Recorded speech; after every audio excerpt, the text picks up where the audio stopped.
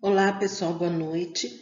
Como vocês tiveram algumas dúvidas em relação às disciplinas de bases teóricas e histórica do cuidado em enfermagem, educação e saúde, eu marquei uma videoaula no dia 30, mas mesmo assim eu vou gravar esse vídeo com os slides, com as dúvidas que vocês me mandaram através da Luciana, tá? Porque eu acho que vai ficar mais fácil para vocês poderem entender. E de qualquer forma, também dia 30 eu vou estar lá na videoaula se vocês tiverem mais dúvidas. E aí, quem quiser entrar, fica a critério de vocês, tá bom? Então, que nós tínhamos como dúvidas ali na listinha que vocês me mandaram de perguntas? A gente vai falar primeiro de bases teóricas, tá? Então tinha lá, o que quer dizer que os meios de cura resultam em poder? O que significa isso? Porque, na verdade, antigamente, as pessoas tinham as doenças como se fosse um pecado, uma maldição. Elas não compreendiam a fisiologia das doenças. Não sabia que o organismo tinha toda uma fisiologia, uma anatomia humana, para mostrar os processos inflamatórios e as doenças ocorriam. Então eles chamavam até das chagas, das doenças malignas, porque tinha uma coisa voltada muito para a questão de pecado. A pessoa ficava doente porque era pecadora. Então ela teve um mal, ela ganhou um mal porque ela era pecadora. E aí, como que eles acreditavam que aconteciam as curas? Através de crenças religiosas. Então, na verdade, antigamente, quem trabalhava com as questões de curar as pessoas eram chamados antigos barbeiros. Né? Que eram esses barbeiros? Eles tinham umas carroças com ervas e eles medicavam as pessoas através da questão empírica, ou seja, da experiência que eles tinham do dia a dia deles, né? E assim ia passando a questão de pai para filho. O barbeiro passava para o filho dele continuava essa situação e assim ia, né? E os grandes males que tinham naquela época era muita dor de dente. Aí o que acontecia? Ele ia lá e extraía o dente. Ah, mas tinha anestesia? Não, tinha álcool que eles usavam, como se fosse a pinga, que dava aquele álcool para o indivíduo tomar, ele ficava no estado meio alcoolizado e ficava meio dormente. Aí eles faziam os procedimentos. Tinha amputações também naquela época, né? Eles começavam nesse sentido. Tem um filme muito legal, se vocês conseguirem, até acho que dá até para baixar no YouTube, é chamado de O Físico. Esse filme, ele fala lá do comecinho como que surgiu as questões da medicina no mundo. Então é bem legal esse filme, ele fala um pouquinho dessas histórias. E aí, como vocês perguntaram, por que dizer que os meios de cura resultam em poder? Porque quando uma pessoa adoecia, então ela estava com o pecado, ela estava com o mal, e a outra ia lá e curava ela, então dizia que aquela pessoa tinha o poder da cura, tinha o dom da cura, tinha o dom de fazer milagre, por isso que resultava em poder, é nesse sentido, tá bom? A outra questão é, o que é o Instituto Soroterápico? Era um hospital? Então, esse Instituto Soroterápico que foi instituído no ano de 1900 pelo Oswaldo Cruz, né? Ele, o que é hoje, nós chamamos da Fiocruz. Na verdade, era um instituto de ciências que as pessoas pesquisavam, que as pessoas estudavam. Então, em 1900, o Oswaldo Cruz começou a estudar. Ele era um estudioso, ele começou a perceber as questões das doenças, as questões da higiene relacionadas às doenças, as pandemias que tinham naquela época, que tinha muitas doenças também que vinham de fora. Na verdade, as doenças elas vinham da onde? Elas vinham dos portos, porque não tinha avião. Então, mas tinha os portos, que as pessoas viajavam muito de navio. Então, as doenças vinham com essas pessoas dentro dos navios, né? E transmitiam de um para o outro. Então, esse Instituto Soroterápico da época é como se fosse a Fiocruz hoje, que é lá no Rio de Janeiro, que estuda as doenças, que procura a cura das doenças através de vacina, através de vários medicamentos que são utilizados. Assim como nós temos o Instituto Butantan aqui em São Paulo. Vocês não perceberam que agora na pandemia, o que estava acontecendo? Vamos colocar um link com o nosso momento atual. O que está acontecendo é que as pessoas começaram a vir com esse problema do Covid-19 e aí não tinha para fazer o exame. O único instituto que estava fazendo o exame era a Fiocruz, lá no Rio de Janeiro. Então, todos os exames saíam praticamente do Brasil inteiro e ia para a Fiocruz. Centralizou lá. Por isso que eles ficaram com uma fila enorme de realização de exames, não conseguiu realizar, muitos exames já se perderam, a gente tem escutado até isso no noticiário. E aí o Butantan, o Instituto Butantan aqui em São Paulo, também começou a fazer os exames para poder descentralizar essa situação. Só que naquela época nós não tínhamos isso, né? Nós só tínhamos o Instituto Soroterápico, tá bom? Aí vem a outra questão. A primeira escola de enfermagem foi a Escola Profissional de Enfermeiros e Enfermeiras do Alfredo Pinto, isso mesmo. Aqui no Brasil foi a primeira escola, ela foi fundada em dia 27 de setembro de 1890, né? E foi denominada a Escola de Enfermagem Alfredo Pinto. E ela apareceu aonde? Através da Universidade Grande Rio. Então, na verdade, começou por uma universidade, a universidade se transformou na escola de enfermagem. A primeira escola de enfermagem do Brasil, Alfredo Pinto, tá? Então foi em 1890 essa escola. Aí vamos passar para outros slides que tem mais. Vamos lá, continuando, né? Queria entender a relação de Florence e Anna Nery, quem surgiu primeiro, ou a Anna Nery foi influenciada por Florence.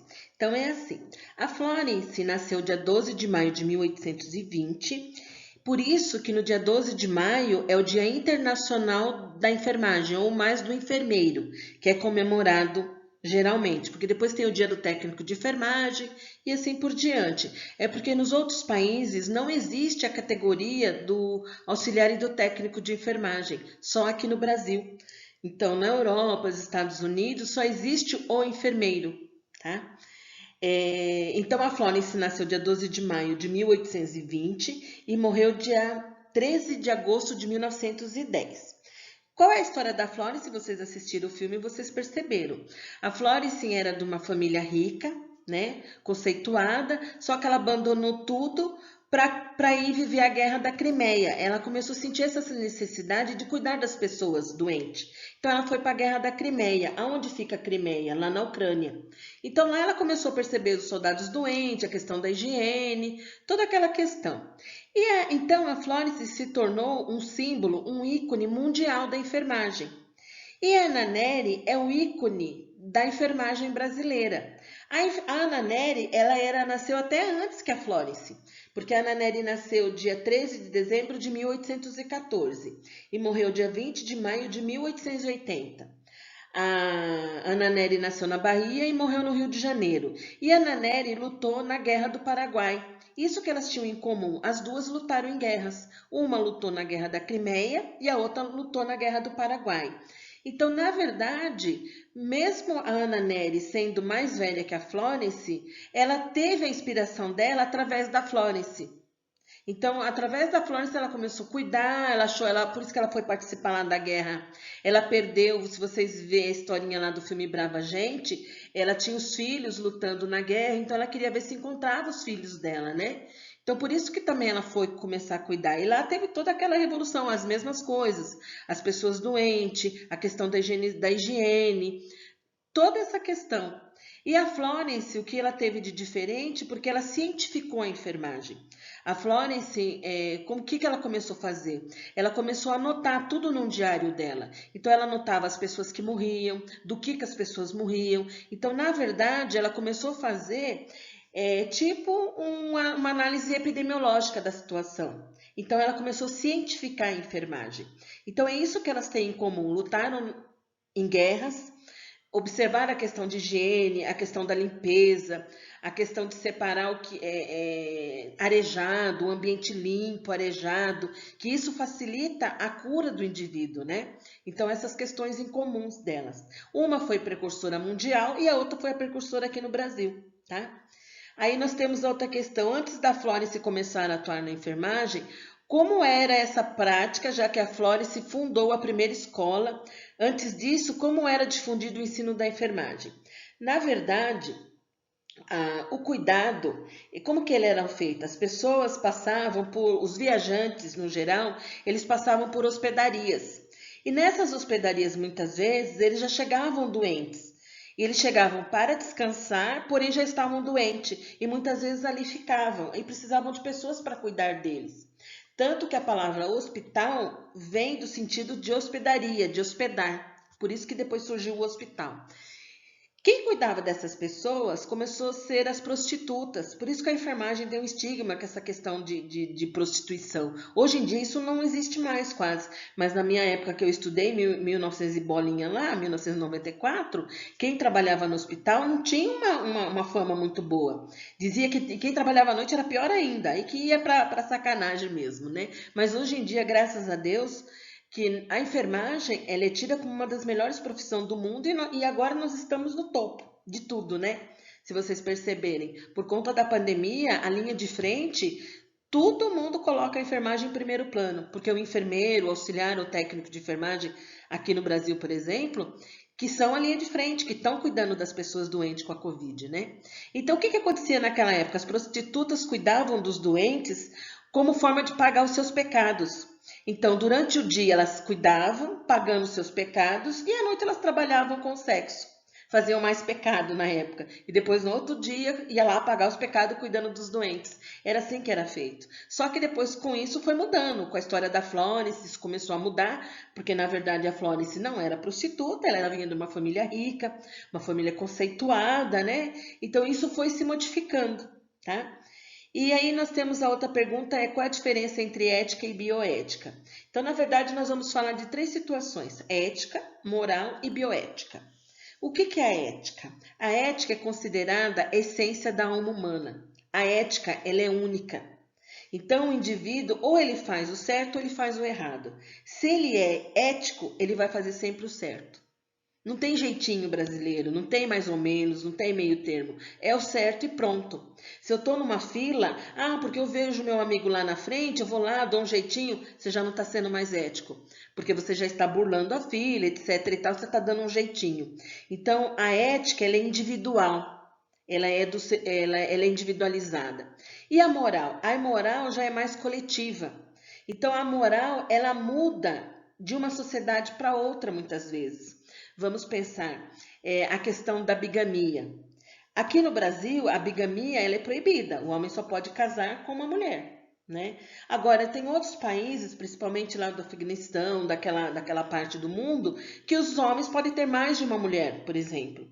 Lá é autorizado, lá não tem problema. Então, ou seja, lá os costumes são outros, a moral é outra. Lá não é imoral ter outra mulher. É moral, eles podem ter quantas mulheres quiser. Aqui no Brasil isso já não pode. Aí vai dizer que é falta de caráter, na verdade é falta de moral, porque a nossa sociedade proíbe. Então, a ética é individual, a moral ela é coletiva. Ela se refere a uma sociedade. E a bioética? A bioética é a ética da vida. Na verdade, a bioética significa que todo mundo tem direito a viver. Você nem pode abreviar a vida do indivíduo, como você também não pode prolongar. Como é o caso da eutanásia. A eutanásia abrevia a vida do indivíduo. Aqui no Brasil, a eutanásia é proibida, então nós não podemos desligar aparelhos. Geralmente nós praticamos mais a distanásia, ou seja, é o prolongamento da morte, a morte não chegar perto, né? A gente percebe que aqui, quando a gente fala, uma pessoa está na UTI com 90 anos, vamos investir, vamos cuidar. Nada contra os velhinhos, gente, pelo amor de Deus. Mas é diferente em outros países. Em outros países isso acaba mudando um pouco. Entra uma questão moral na história junto com a bioética. Mas a bioética é a ética da vida, ou seja, todos têm direito a viver. A mesma coisa com relação ao aborto. O aborto é uma questão de bioética. Só que aqui, aí ela entra na questão da bioética e entra na questão da moral, porque aqui no Brasil é proibido. Mas nos Estados Unidos, ele é permitido. Então, percebe? A bioética ela vai nos dois caminhos, tanto da ética como da moral junto, só que a ética da vida, tá bom? Dando continuidade, pessoal, nós temos aqui, ó, a matéria seria toda a parte histórica da enfermagem desde o início e como os fatos foram se sucedendo. Os fatos, na verdade, são fatos históricos, né? Por isso que a disciplina fala de bases teóricas e históricas do cuidar em enfermagem. Quando começa e como vem evoluindo nessa questão. E os fatos se sucedem nas histórias, né? A história conta as questões que são escritas. Por isso que a gente fala muito de todos os trabalhos, todas as pesquisas serem publicadas. Porque tudo que é publicado vai se tornar história. em algum momento. Alguém vai ler daqui 20 anos, por exemplo, um artigo que você publicou agora, ele vai servir de importância. Na verdade, tudo que você está pesquisando agora e publicando, ele vira base para outros pesquisadores no futuro, tá? Aí nós temos outra questão. Desde aquela época, porém, vem se escrevendo na atualidade também ou se relata fatos antigos, né? A história está lá atrás. Como que a gente sabe da Florence, da Ana Nery? Através dos relatos históricos, né? E tem muitos enfermeiros escrevendo também na atualidade, né? Só que o que diferenciou hoje em dia é que cada enfermeiro foi para um segmento. Antigamente não era assim, o enfermeiro ele era um enfermeiro generalista. Hoje nós temos enfermeiros especialistas, que nem no meu caso, eu sou enfermeira especialista em nefro. Da minha área de assistência e nefrologia, de assistência à nefrologia. Praticamente eu trabalhei 30 anos da minha vida em nefrologia, né? E tem os que são intensivista, outros são de urgência e emergência, e assim vai, saúde coletiva, saúde pública, né? Vai depender. Aí nós temos aí enfermeiros fazendo história, no caso da Wanda de Aguiar Horta. Infelizmente, ela é a única brasileira que fez uma teoria de enfermagem, que é a teoria das necessidades humanas básicas. A maioria das outras teoristas são tudo norte-americanas, né? Mas nós temos muitos enfermeiros escrevendo história também. Quem que está fazendo história?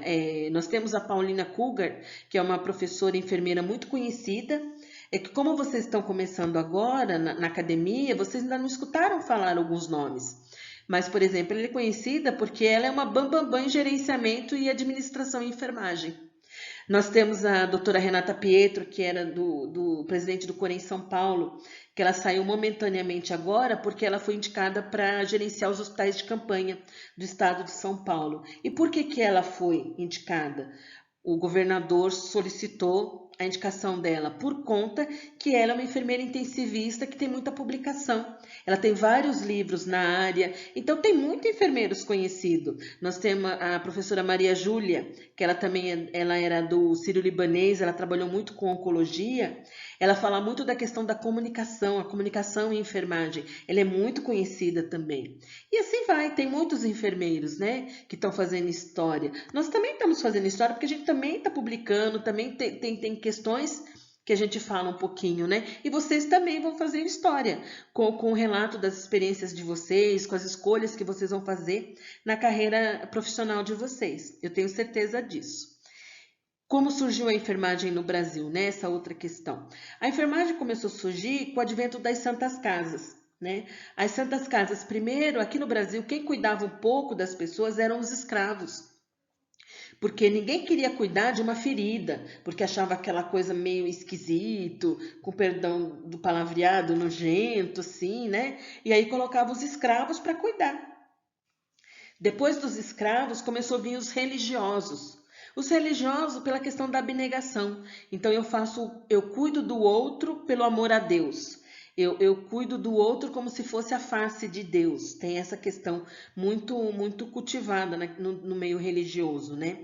Aqui no Brasil, a primeira Santa Casa que apareceu foi a Santa Casa de Santos, que foi no ano de 1543. Que surgiram. Aí vocês podem perceber, nós temos a Santa Casa de São Paulo, que ela também tem esse lado benevolente, que trata todo mundo, e aí quando ela está passando por dificuldades, tem aquela comoção geral. É legal se você, depois que passar essa questão da pandemia, lá na Santa Casa eles têm um museu da enfermagem. Tem muitas coisas legais lá que é importante estar fazendo uma visita. E eles têm um horário de visitação lá que eles ficam aberto para as pessoas de uma maneira geral. Então vocês vão ver bastante coisas legais lá. Se vocês tiverem oportunidade, seria interessante. Dando continuidade, nós temos aqui, ó, qual a importância das políticas públicas de saúde para um profissional do enfermeiro? De suma importância, o que nós temos? Nós temos várias políticas públicas no país. Nós temos na área da saúde, na área da educação, na área da segurança. Na área da saúde, vamos pensar, o que nós temos? As unidades básicas que fazem as questões da vacinação, a questão do Humaniza SUS para os profissionais atenderem melhor as pessoas, né, serem mais humanos, porque existe uma época que as pessoas estavam se queixando muito disso, né, que as pessoas não estavam sendo atendidas de maneira humanizada. Então veio aí o advento do Humaniza SUS, né. A questão agora, se a gente pensar em política pública de saúde na atualidade, quem que está no foco da política pública de saúde? O enfermeiro, a equipe de enfermagem, que é a linha de frente, né?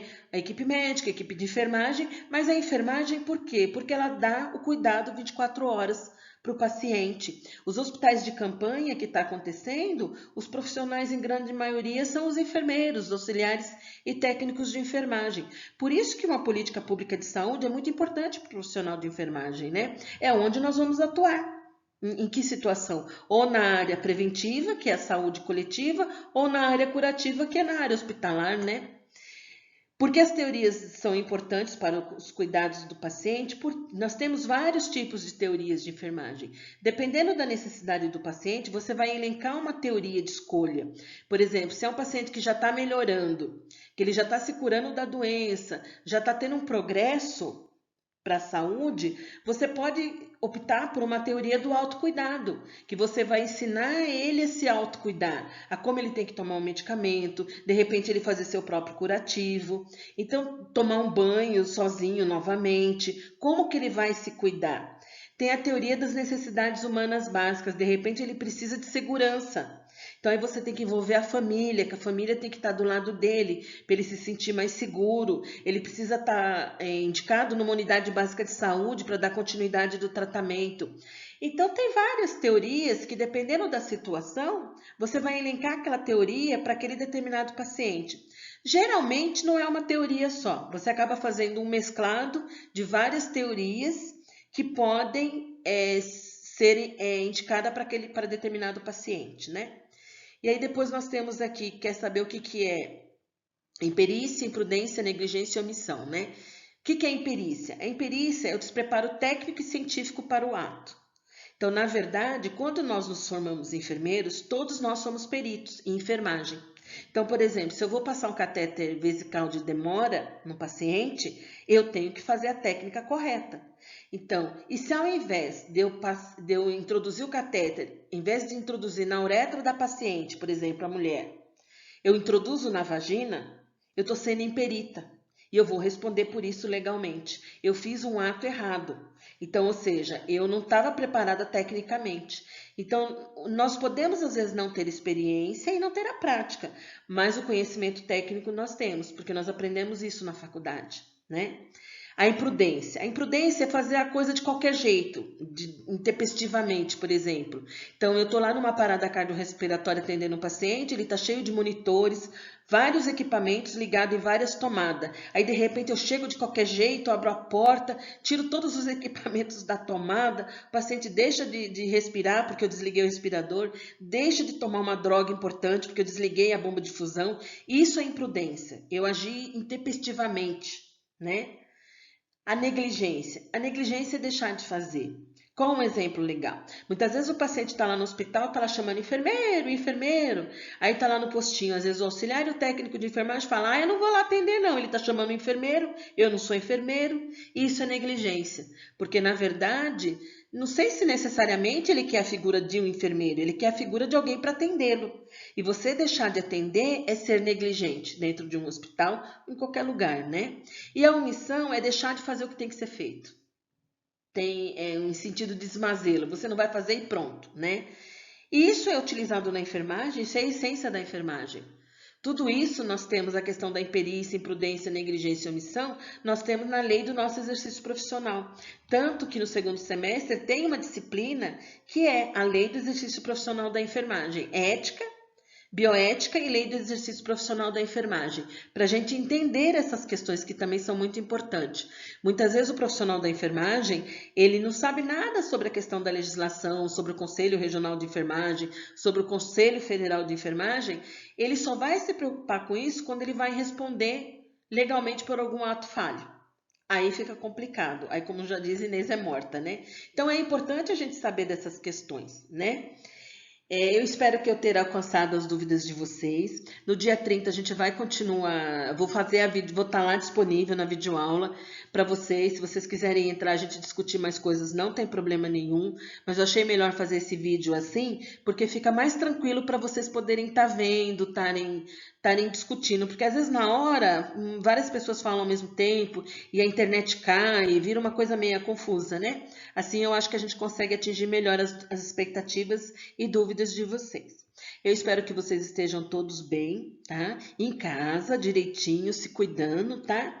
Eu tô com saudades de vocês e desejo muita sorte e muito sucesso. Um beijo em todos, tá? Tchau, tchau.